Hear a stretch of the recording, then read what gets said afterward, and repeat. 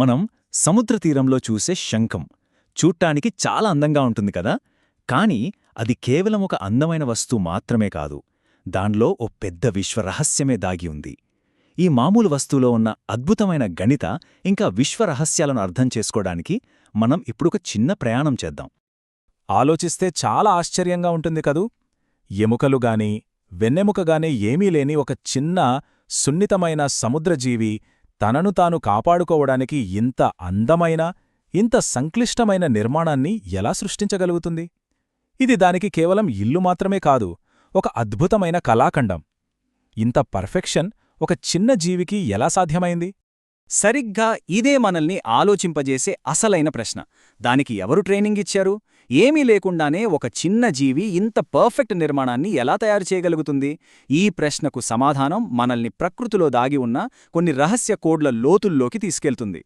సరే, ఇప్పుడు మనం ఆ రహస్యాన్ని ఛేదించబోతున్నాం. శంఖం నిర్మాణంలో ఒక సీక్రెట్ కోడ్, ఒక మ్యాథమెటికల్ ఫార్ములా దాగి ఉంది.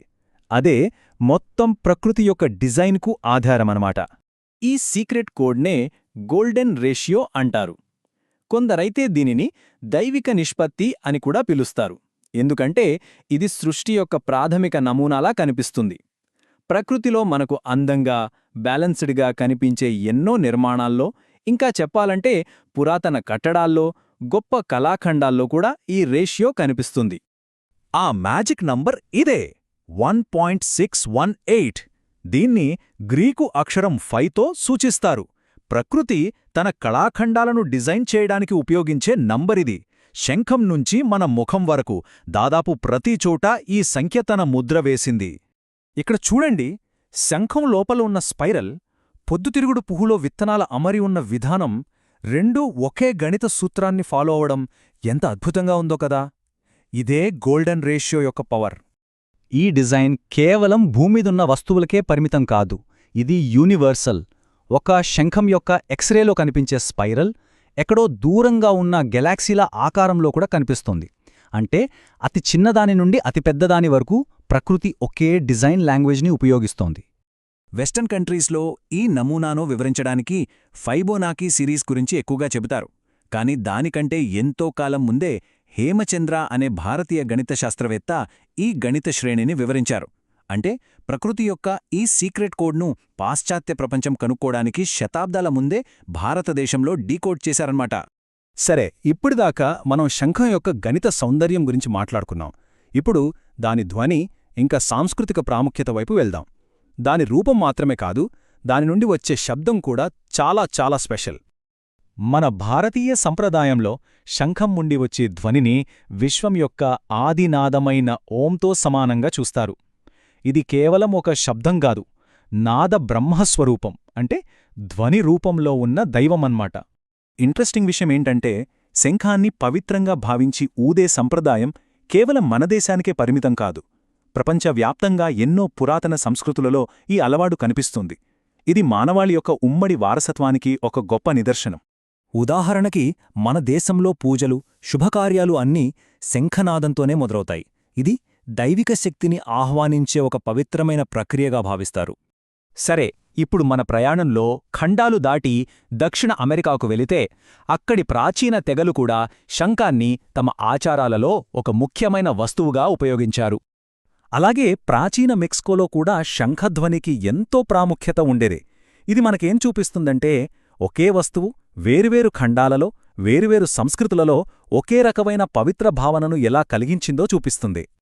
ఇప్పటివరకు మనం విశ్వం నుండి ప్రపంచ సంస్కృతుల వరకు ప్రయాణించాం. ఇప్పుడు ఈ కథను మన శరీరంలోకి తీసుకొద్దాం. అసలైన ఆశ్చర్యం ఇక్కడే దాగి ఉంది. ఇది చూడండి, ఒకవైపు ధ్వనిని సృష్టించే శంఖం, మరోవైపు ధ్వనిని గ్రహించే మన చెవి. రెండింటి లోపల నిర్మాణంలో ఎంత అద్భుతమైన పోలిక ఉందో. శంఖం లోపల స్పైరల్ షేప్లో నిర్మాణముంటే, మన చెవి లోపల ధ్వనిని గ్రహించే కాక్లియా అనే అవయవం కూడా సరిగ్గా అదే స్పైరల్ ఆకారంలో ఉంటుంది. ఒకటి ధ్వనిని ప్రొడ్యూస్ చేస్తుంది, మరొకటి ధ్వనిని రిసీవ్ చేసుకుంటుంది. కానీ రెండింటి డిజైన్ మాత్రం ఒకటే. మన గొంతులో, ముఖ్యంగా పురుషులలో, ముందుకు పొడుచుకువచ్చిన భాగాన్ని ఇంగ్లీష్లో యాడమ్స్ యాపిల్ అంటారు. పాశ్చాత్య మతవిశ్వాసాల ప్రకారం ఆడం గొంతులో యాపిల్ ముక్క ఇరుక్కుపోవడానికి గుర్తుగా ఈ పేరు పెట్టారట. కానీ అసలైన ఆశ్చర్యమేంటో తెలుసా? అదే భాగాన్ని మన దేశంలో చాలా భాషల్లో శంఖం అని పిలుస్తారు. ఇది యాదృచ్ఛికం కాదు. పాశ్చాత్యులు దానికొక మతపరమైన కథను జోడిస్తే మనవాళ్లు దాని పనితీరు ఆధారంగా పేరు పెట్టారు. శంఖం ఎలాగైతే ధ్వనిని ఉత్పత్తి చేస్తుందో అలాగే మన గొంతులోని ఆ భాగం అంటే స్వరపేటిక శబ్దాన్ని ఉత్పత్తి చేస్తుంది. ఇది శరీర నిర్మాణంపై మన పూర్వీకులకున్న అపారమైన జ్ఞానానికి నిలువుటద్దం.